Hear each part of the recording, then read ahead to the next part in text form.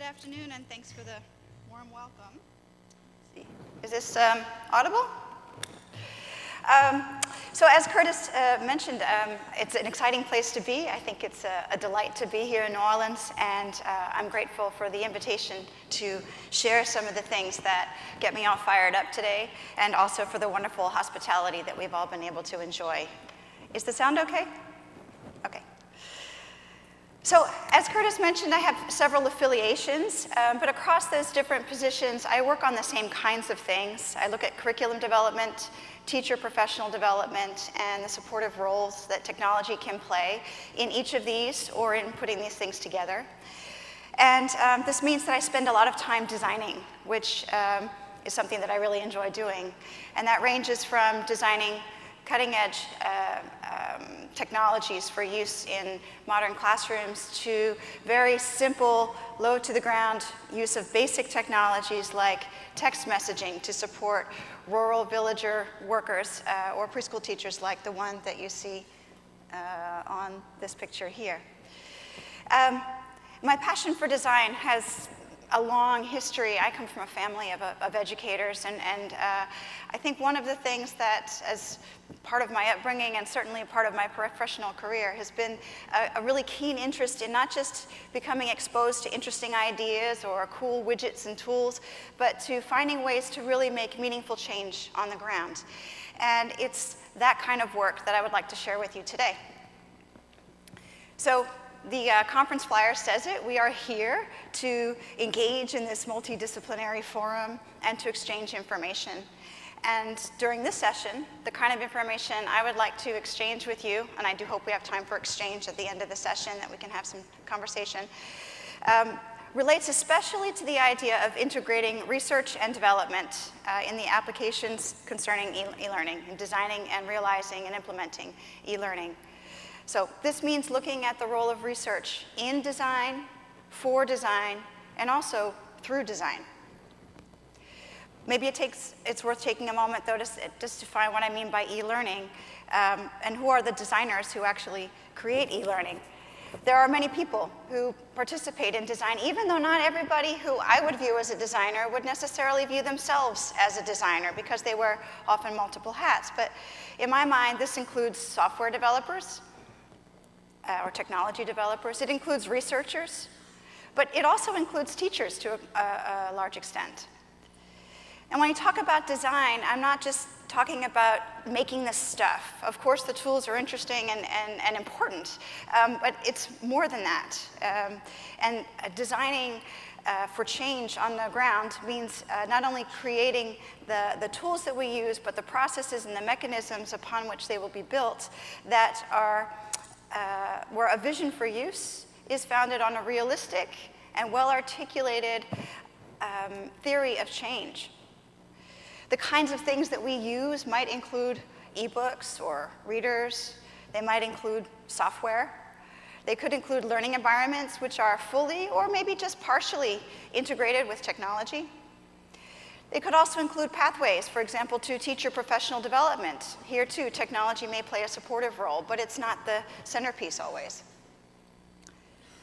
There are many ways and many models for designing learning and instruction, but there aren't that many that actually explicitly focus on integration of research. But this is rather important, I think, and that's the thesis of my message today. It's important because integration of research into development yields robust and well-informed designs. It's increasingly important given our current stage of accountability. Our society now is growing increasingly, and I think justifiably also, concerned with evidence-informed practices. Research-based design, or at least research-informed design, can speak to that. So today, what I'd like to discuss are some thoughts about two particular approaches to design that really work hard to integrate the processes of R&D, more so than others. One is called research-based design, or RBD, and the other one is called design-based research, or DBR. They both, research-based design and design-based research, both share the same phases of analysis, design, and evaluation, and they're integrated and iterative, and there are many commonalities across the two, but their outputs are quite different. So this also implies that there are different relationships with research throughout the entire process. In research-based design, the focus is purely on the iterative development of solutions to problems that can be implemented in practice.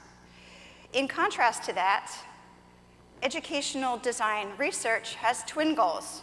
In addition to the pursuit of solutions that can address real problems, educational design research is also aiming explicitly at deriving theoretical understanding that can inform the work of other people, outside the development or context or the target setting where the design is going to be used. So this means that there are some overlaps, but also some differences in what the final outputs are of each approach. So in research-based design, there are many different kinds of things that can come out: educational programs, processes, products, even policies to facilitate the use of programs, processes, or products. In contrast, or in addition, I would actually say, design-based research aims to do this, but at the same time has that additional goal of wanting to develop theoretical understanding that can be informative for the work of others. So this is understanding that can be used for different purposes, right? To describe, explain, predict, or even manipulate phenomena in the real world. So that could include teaching, learning, motivation, self-regulation. All of these relate to the process or the processes or the products of design. Both of these approaches feature research, and quite prominently, and both of these approaches feature integrated research, integrated R&D. But because they're striving towards different outcomes, the processes tend to look a little bit not exactly the same. The relationship with research is different between the RBD and DBR. And I think it's important to untie these to be able to choose what am I working on and to act accordingly. It's also a lot easier to integrate research into design or into design-based research. It's easier to say that we're going to do that than it actually is to do that. Anyone who's worked in a development team knows that the timescales of developers and the timescales of researchers are often poorly aligned. And there's also a lack of alignment between research and development activities due to maybe denial. So we get results from an evaluation back and we just don't want to believe them. It happens. Sometimes it's due to omission. Maybe there's no time, no budget, no personnel, no expertise to do the thoughtful, considered steps that we would ideally do if we had other options available. Sometimes research and design is not integrated in ways that you see.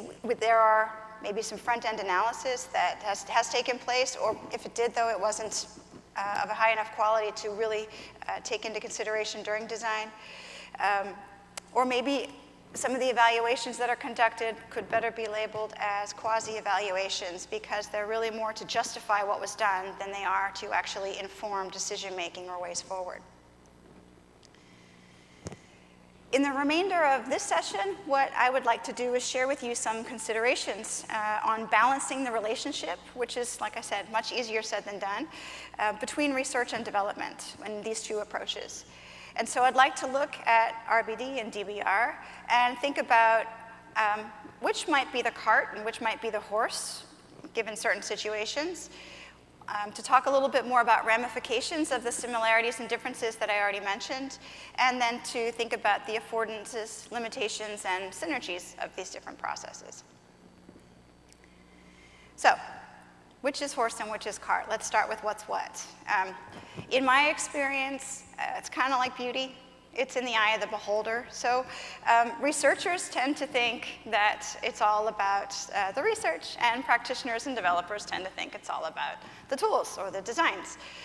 And That's sensible, it's understandable. It also makes things a little bit complicated when you're working in teams where goals and values and ways to move forward need to be negotiated. And so there are certain consequences of these differing kinds of views in teams. And let's take a little look at that. Some of the consequences can be positive, some maybe less so.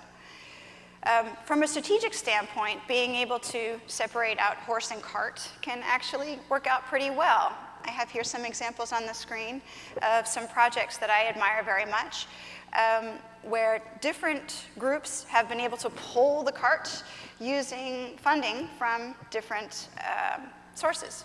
So, for example, the Seeds of Science, Roots of Reading curriculum, which is a widely used curriculum in 50 states here in the US for elementary school science and literacy that are integrated. Those developers decided that they needed to do something to invigorate their product and also their design processes, and they turned to research, not only for funding to get the job done, but also to improve the quality of their internal process. And so they have NSF grants and grants from the Bill and Melinda Gates Foundation to refine their already outstanding products. So the research here is trailing, but it's serving a wonderful purpose in the development work. On the other hand, you've got products like a very famous example from some decades ago was the Jasper Woodbury series for learning mathematics, video-based vignettes that help students connect to mathematics learning in ways that are very realistic and relevant to kids in secondary schools.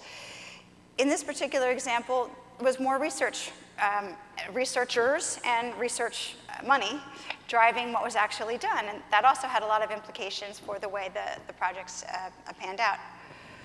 On the other hand, you see people who want to engage in integrated research and design, looking for routes through practical sources of financing. And I'm not saying that financing is the only thing that matters here, of course, but it does have a big say in what we are actually able to do.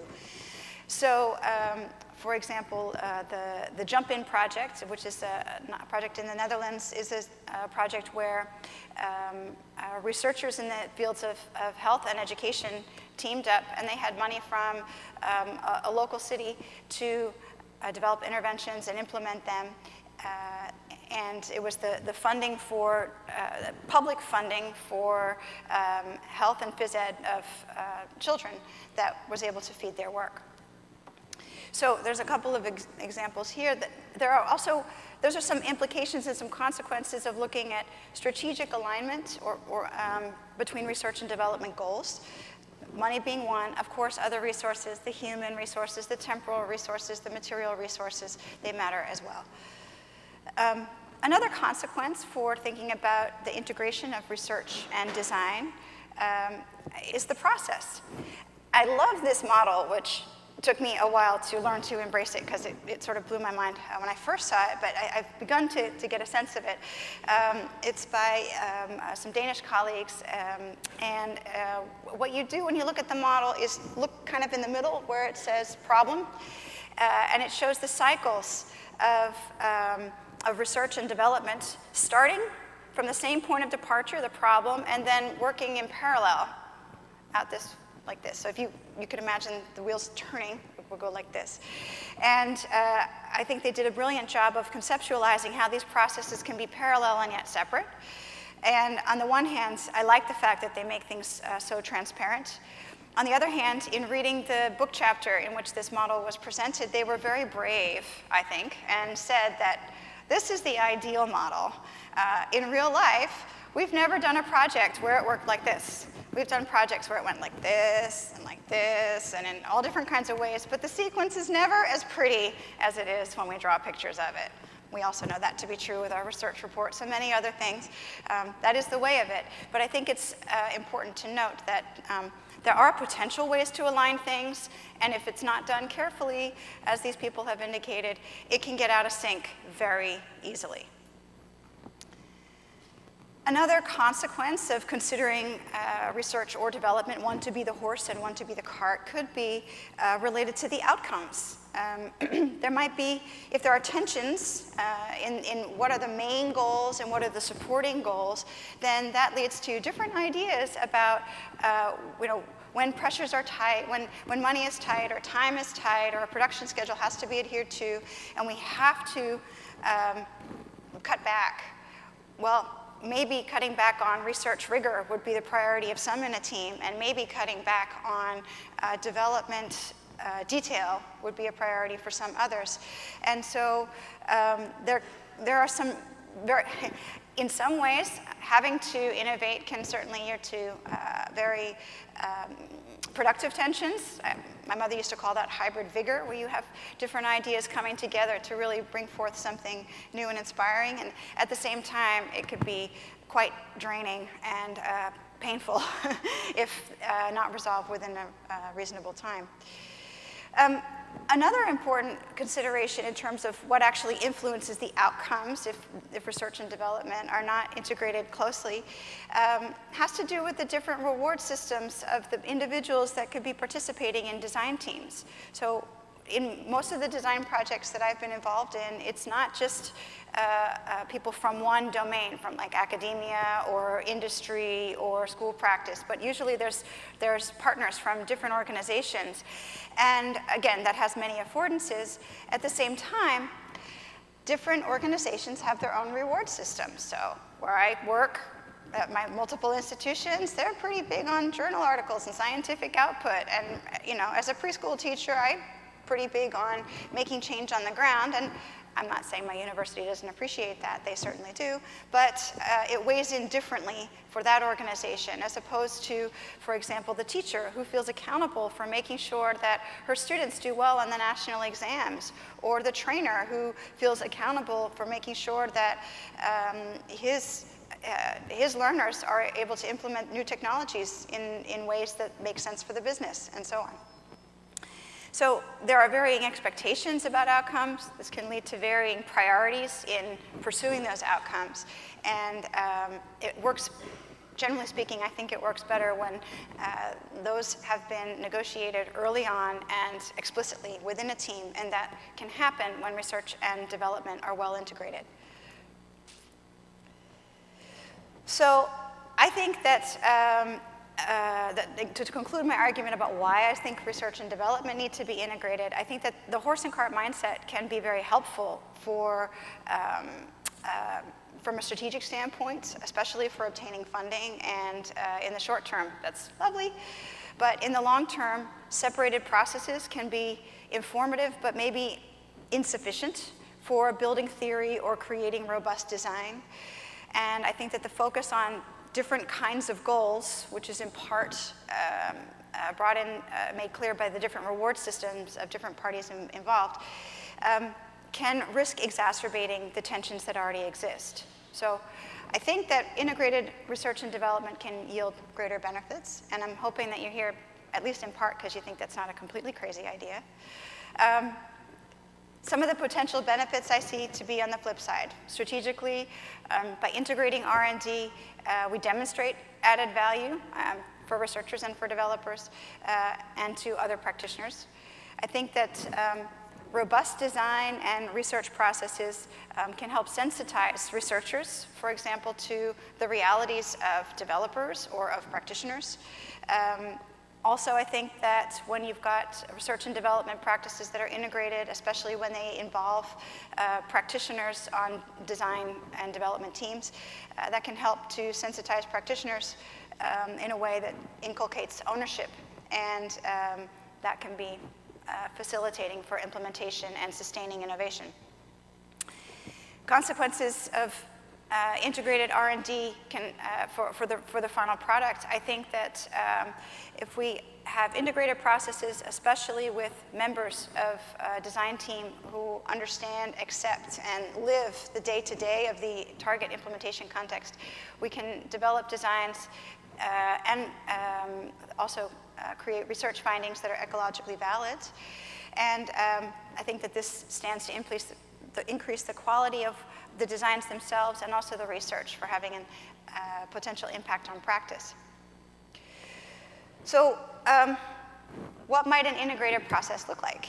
There are many ways to roam, of course, and what I'd like to do now is present a model which my good friend and colleague Tom Reeves and I cooked up together as the backbone of a book that we recently published. This model is based on scientific insights from the fields of curriculum and instruction and also software design and a couple of others. And it also aims to explicitly blend both analytic and creative approaches to design. The starting point for the model is problems in practice. Like I said earlier, both research-based design and design-based research are fundamentally concerned with creating productive change on the ground. And so that's where we start with our model. There are a little bit of differences, though. In research-based design, the main audience for the work are users, clients. This could include educators or learners, but it's mostly those that are within the innovation system. And in contrast to that, design-based research has the additional audience of practitioners and researchers that are, tend to be further outside the innovation system. In both cases, a first step tends to be the identification and analysis of problems in practice upon which to focus the activity. So here, an attempt is made to understand the problem, its root causes, the concerns of those people who are involved. It also means beginning to look at the room for maneuverability, what I like to think of as the jurisdiction of change. You know, what's within the purview of this project and what is just too big for us to tackle. And beginning to look at the affordances and constraints within a situation that might lend themselves well to being used or mitigated during design. So at the same time, there's a kind of an exploration, more open-ended, that takes place where we go looking for how other people have tackled this kind of thing in other situations and with what kinds of results. In research-based design, this process is largely informal. And while scientific literature may be used, it tends to be more limited than in design-based research. But in sound research-based design, there will be some evidence-informed framing of the problem, and that will be used, for example, to gather data to understand the problem better. In design-based research, where you have an explicit goal of also generating relevant, usable, theoretical understanding that other people can benefit from, the way one looks at the analysis and exploration phase is different. Not necessarily fundamentally different, but I would say that the rigor and the detail that one seeks in order to really understand the problem is more intense. And this could range from all the different kinds of insights one needs to begin to understand a problem and develop solutions. And this kind of understanding that we seek in this phase can be useful for design, but like I said, at each stage, we're also looking at generating usable knowledge. So doing a study to understand kindergarten teachers' attitudes towards technology use for early literacy is something that can inform design and at the same time be valuable in its own right if it's conducted well enough. So the frameworks that are used to study the problem situation and the context tend to be more robust, heavily based on literature, and that's a little bit different from research-based design. Typically a second phase in both processes is design and construction, and this is where we have ideation, so beginning to think about possibilities, generating ideas, weighing off alternatives, checking which ones will actually make sense, thinking through if they are feasible for the given problem and context, and the development of prototypes, which tend to mature over time. In research-based design, this process is largely determined by existing organizational practices, What have the people in this organization done before, which is a very fine place to start. I'm not knocking that.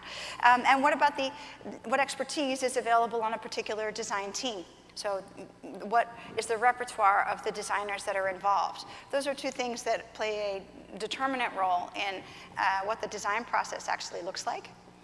Whereas in design-based research, there's an explicit focus on looking out at the big wide world and inventorying what's already known and how are we going to make a contribution that has an added value above and beyond what's already known. And so this has to do with looking through literature that can help frame up a design that's sound. So if you take, for example, technology for teacher professional development, there's an awful lot that we already know, and there's an awful lot that we can build on. There's an awful lot in terms of do's, and probably way lots more in terms of don'ts. And I'm not saying that research-based design would ignore those, but design-based research will take those and use them in a much more systematic and thorough way, typically. We use design principles for, in research-based design or in design-based research, we might be using existing design principles. For example, principles on how to shape authentic e-learning tasks in higher education. This could be the result of a design-based research study, and it could certainly feed into future efforts on research-based design or design-based research. Another step, another core process in design-based research and research-based design has to do with when the ideas and prototypes of interventions begin to take shape. They're tested, and we reflect upon them. And this process typically feeds back into design, and the iterations and cycles of development are common to both processes. In research-based design, the evaluation and reflection phase tends to be shorter, and the emphasis is primarily on formative evaluation, occasionally also on what I mentioned earlier, the quasi-evaluation, where we're really just doing the evaluation to justify that the money was spent or the time was spent or so on. But in design-based research, the evaluation tends to be quite rigorous and a bit more formal. It also is based on some very sound theoretical grounding, and the findings of the work are not only relevant to design, but also useful for other people tackling similar challenges in similar kinds of settings. As mentioned previously, a key difference between design-based research and research-based design has to do with the outcomes that they aim to produce. There's some overlap, but also some differences. So in research-based design, we're primarily aiming towards an intervention, which, as you see here, may start off as an idea, as a first prototype, and gradually, through different passes through this model, and there's many ways to pass through it, it will mature over time. And that is also true of design-based research, but at the same time, this is a process that aims explicitly for developing theoretical understanding simultaneously. So, what does this look like in the real world? There are many examples that I would have loved to share today, and I had to pick. So I hope you like the choices, and if not, well, maybe we'll have time to discuss other ones later on. But I think it's helpful to take two examples and begin to think about what a lovely model that has nice square boxes actually looks like in the messy world. So one example I'd like to give you is a research-based design example, and that has to do with creating communities to advance workplace learning.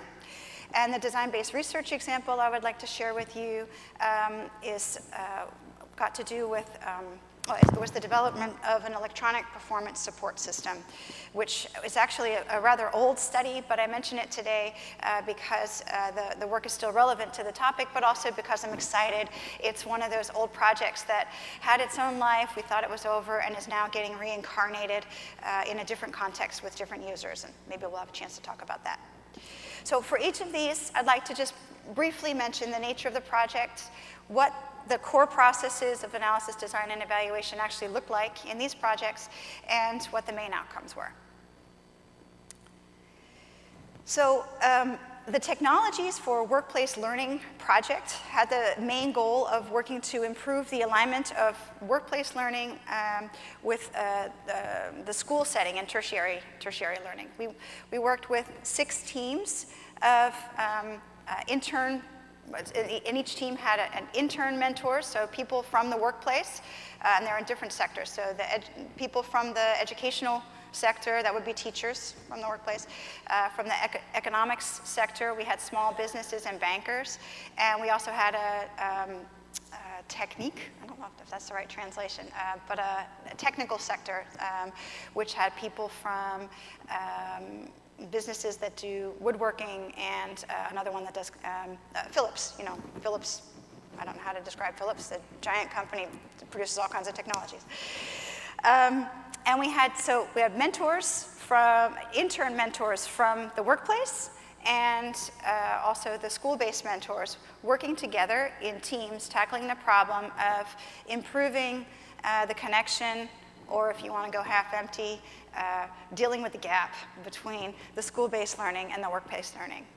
And what we did with these teams is ask them to understand their own situation, look at root causes of the misalignment between workplace learning and school-based learning, and begin to develop solutions to not the entire problem, because that was beyond the scope of our project, but to some of the big causes that they thought were responsible for the problem, and begin to chip away at those one at a time.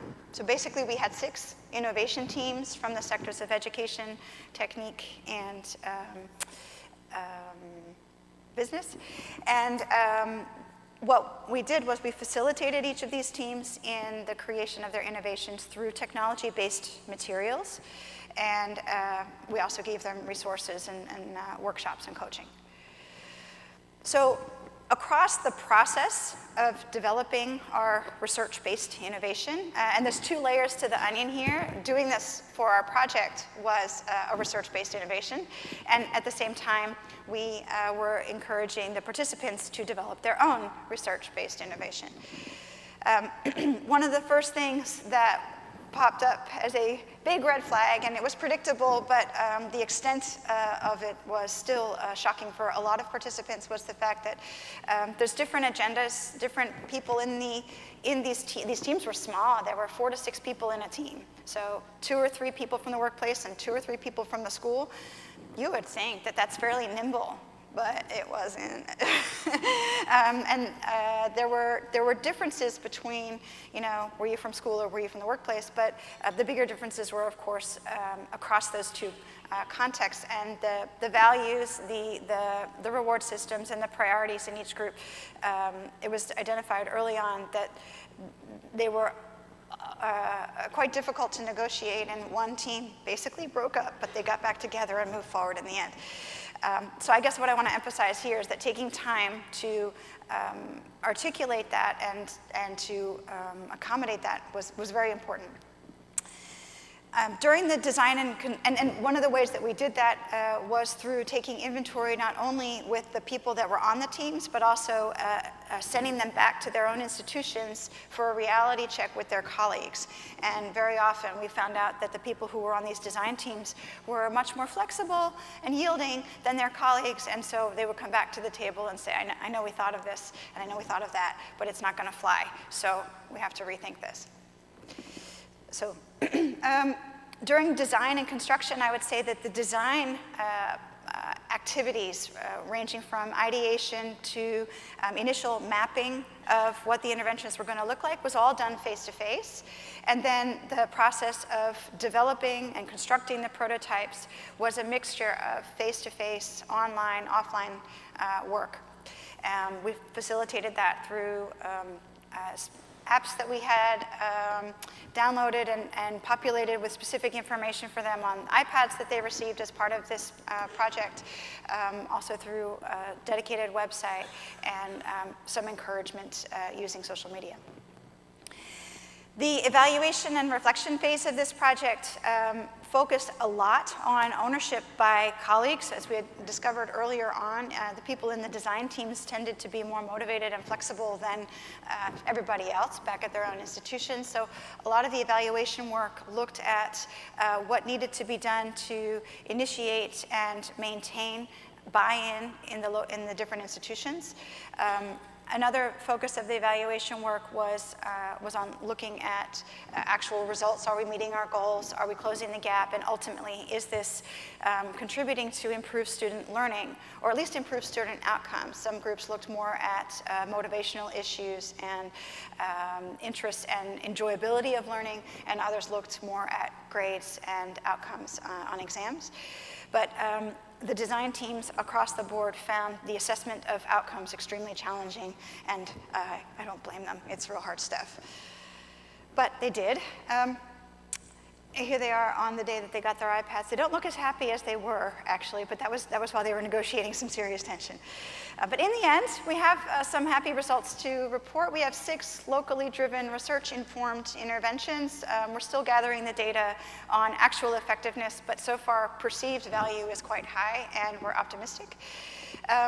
We also have developed technology resources and also sort of a repertoire of tools that we can use with other teams. So these are definitely reusable. Okay, let's talk a little bit about a design-based research example. We're going to switch settings from higher education in the Netherlands, higher education / business sector in the Netherlands, and now we're going to Southern Africa, where we're talking about the development of a tool, an electronic performance support system to support curriculum developers in creating paper-based lesson materials. So essentially teacher guides that accompany a textbook. And this was a project that survived on or was fueled by the iterative development of software.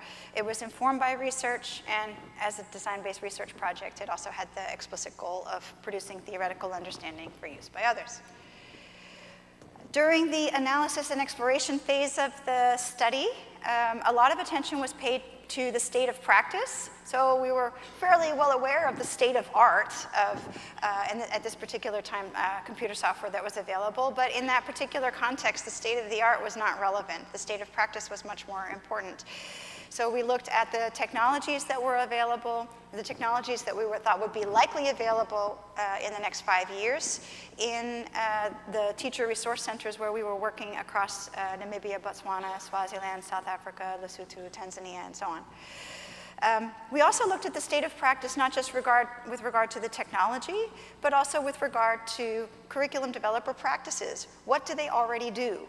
And what do they want to maybe do differently? What do they like about what they're already doing? And with both parts of state of practice, so looking at the technology, but also looking at the human-based technologies, and we wanted to make sure that the innovation leap, we wanted to make sure that what we took was an innovation jump that everybody could make, and not an innovation leap that would leave too many people lagging behind. And so we chose our focus, and we chose our technology based heavily on what we thought would be a reasonable jump within what I have written about elsewhere as the zone of proximal implementation. During this process, we also paid attention to what we thought would be their most urgent needs and wants, not only because we want to make a difference, but also because we know that if we don't tap into what people feel is the most necessary for their daily survival, we're not going to have much of a shot at uptake and actual use. So we definitely attended to those in our design, studied them carefully in an analysis phase, and then attended to those in our design. The design and construction phase was, I would call it user-centered. I had the good fortune with a background as a preschool teacher to get trained as a software developer and learn how to program stuff. Thank goodness there's nice systems out there called like Authorware and other icon-based systems that allow people like me who are not expertise, who don't have that kind of expertise to still jump in and play the game. This enabled some, I wouldn't call it rapid, but I call it semi-rapid prototyping. So throughout the course of several years, different prototypes were then developed and tested with the target users in the target setting using a combination of mixed methods. Across the years, there were 510 respondents from 15 different countries, and the kinds of evaluation data that were collected on each of the different prototypes ranged from sit down, one-on-one, and walk through the prototype and give me lots of qualitative feedback, to also including more quantitative stuff.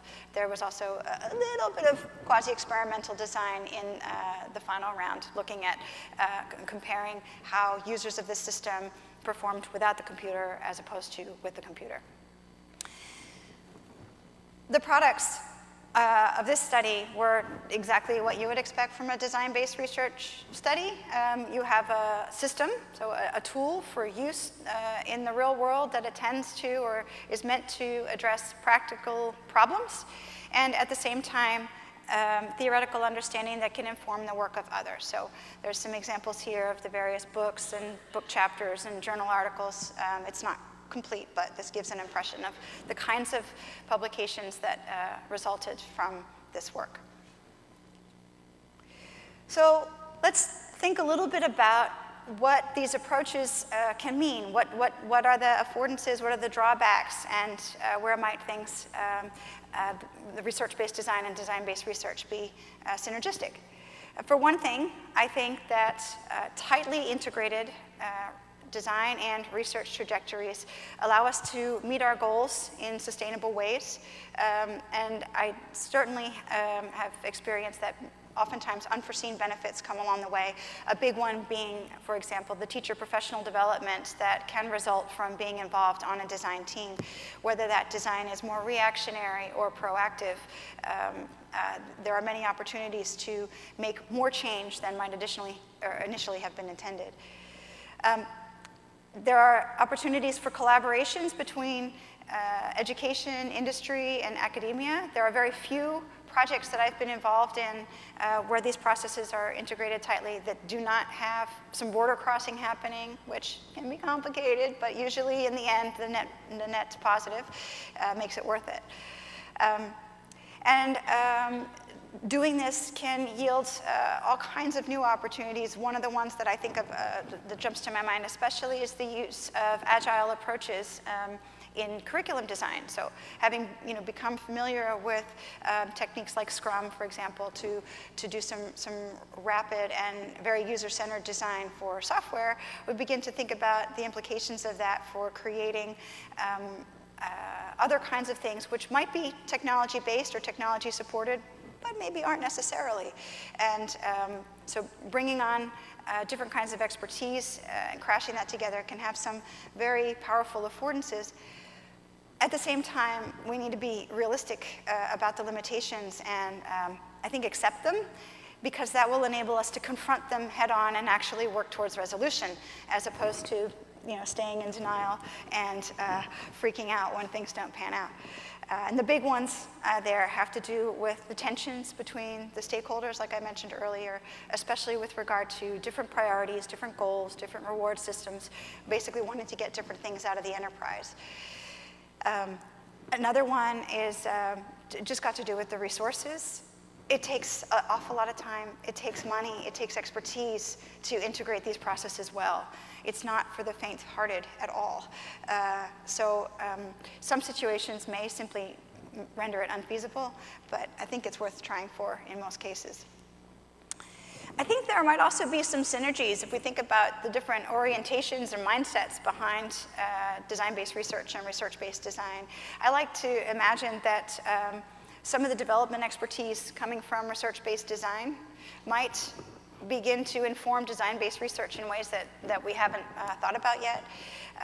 And I think I mentioned earlier the idea of principles that come out of design-based research, so design principles that can guide the process of design or inform what the products of design ought to look like, could be usable certainly in research-based design. So how do we take these ideas forward? I think a key thing is to accept that integration is difficult and to commit to doing it anyway and to face those challenges head on,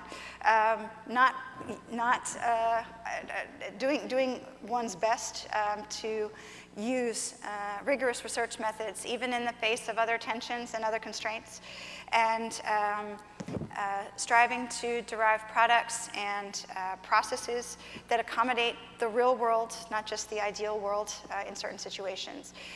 Research-based designers and designers in general, or developers who work, or at least have one foot planted real firmly in practice, have very little difficulty with that. Researchers tend to idealize things more than we'd like to admit. This is something we can work on. I also have been through a major reorganization at the Open University, and I love the acronym of the group that I've landed in. I think that this is something we could all enjoy working towards. Developing integrated trajectories that feel good. So looking for, in this case, e-learning designs that can foster effective, enjoyable, and efficient learning, and looking at how research-based design and design-based research can actually contribute to that is important.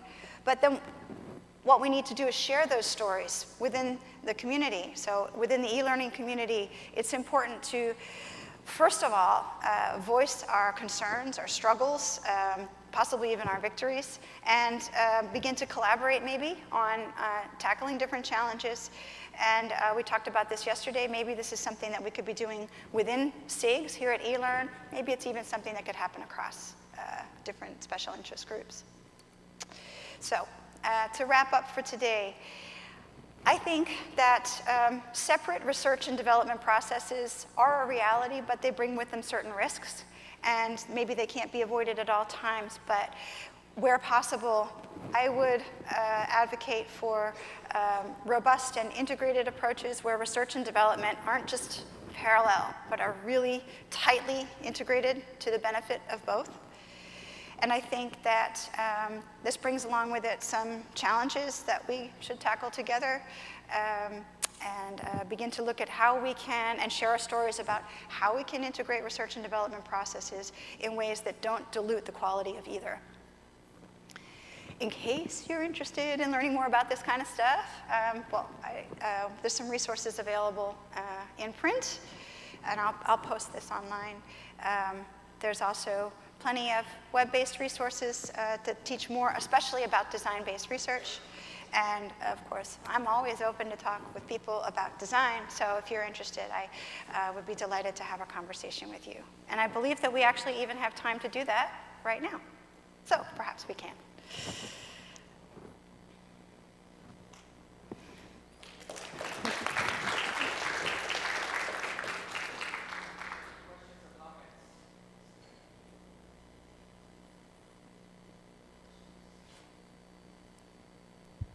Hello, Susan. It's Thank been a you so while. much. It was really good. Thank you. There's, as you know, I do quite a bit of design-based research myself and supervise quite a bit of it, and then by necessity, I also tend to have to examine quite a bit of it. And one of the questions that I keep on having to ask people who do that is, when you're designing something and then testing what you are designing, how do you protect yourself against finding what you want to find? I'm finding it very hard with, and I'd like you to comment a little, finding it very hard when students come to me and they say, I want to do this research because I want to prove to my boss that my job is necessary. Yeah. And I say, you can't do that because you're not protecting yourself against finding what you want to find. Right. So that's a great question, and I don't have the answers, but I can share with you some of the things that we have done, because I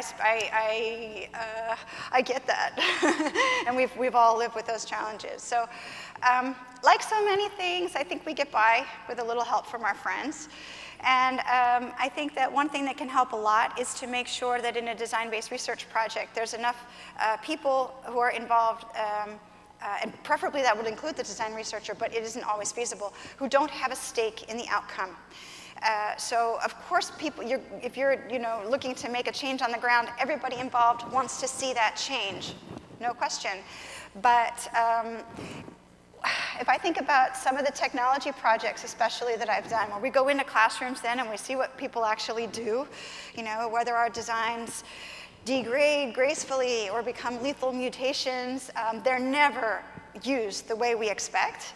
And that kind of humbling experience can be an amazing tool for redesign if we embrace it as such. But if we're really concerned with seeing it do the thing that we really want it to do, then we don't have an open mind to begin with, and we're not going to be able to make the use of the evaluation findings. So and for theory building, I would emphasize also, especially to students for whom the whole word theory just makes them get all nervous, I would emphasize that finding surprising results is really interesting. And when things don't do what you expect, for some cases, there's because what you expected was really naive, and that needs to be addressed. But maybe it's because the theoretical understanding that you have so far needs tweaking, or maybe it's because the theoretical understanding that we have so far isn't as robust or reliable as we thought it was.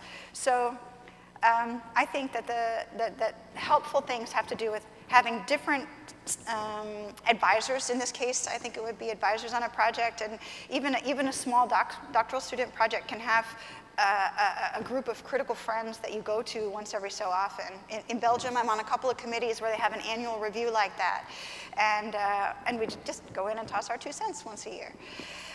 Another one, like I said, not having a stake in the outcomes, being able to feel like I did usable, valuable research, even if the findings aren't what I expected. I can still, and you can do that if you are able to put them to productive use to still make a good change on the ground. So I think those would be at the top of my list of conversations that I would have with students on that topic. Thank you.